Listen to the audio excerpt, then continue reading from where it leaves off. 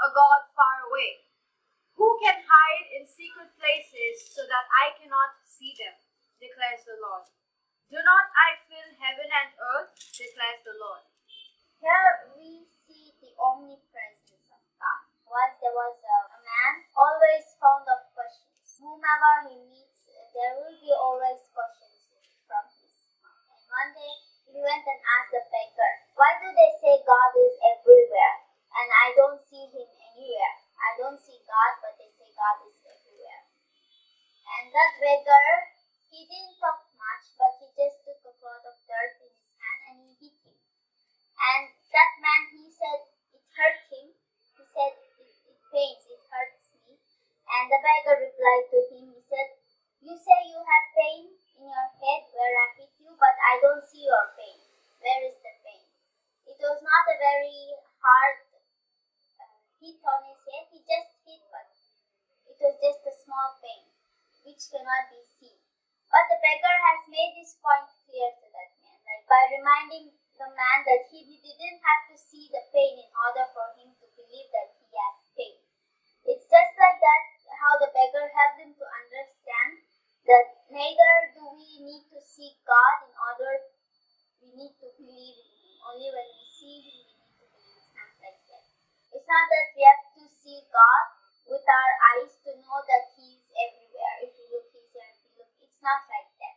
It's just like how this beggar is explaining to this man with that simple form of act. Like we see that the promise of God's omnipresence comforts and encourages the believers, the Christians. When it comes to the omnipresence of God, like God is everywhere, and in order to believe that it's not just that we have to see him, but we can feel it. It's not just only when we see it, we need to believe it, but we are capable of the feelings that we go through. And it's reminds of one of the Scottish preacher named Thomas Chalmers. I'd like to read it, that quote he says, when I walk by the wayside, God is along with me. When I enter into company amid all my forgetfulness of him, he never forsakes me. In the silent watches of the night, when my eyelids are closed and my spirit has sunk into unconsciousness, the observant eye of him who never slumbers is upon me. I cannot flee his presence, go where I will. He leads me and watches me and cares for me. And he just says how God never leaves him. Even if he forgets him, he's always with him. Wherever he goes, wherever he comes, he's always there. Even though he sleeps, even though he's unconscious, even though when he's not aware, God is still with him. And it's just like not only with him, it's not only how God reminds to Jeremiah, it is also remind for us. No matter where we are, how we are, or who we are, God is always there and he sees us and he is always on the watch. We can always be certain. We can always be assured. We can have that assurance that the unseen God is always near us. And wherever we go, wherever we live, he walks with us and he guides us. And he assists us. And he not only that, he comforts us. And overall, he blesses us. And we need to be grateful for that. And we need to be thankful for him.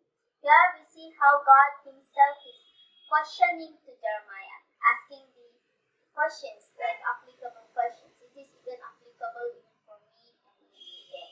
The question is not, where is God? It is all about where God is not there. It isn't, is God here? Is God there? But the question should not be focused on where is God, but the question should be focused on where isn't God? Do we have God with us? Is he watching us, or are we apart from him?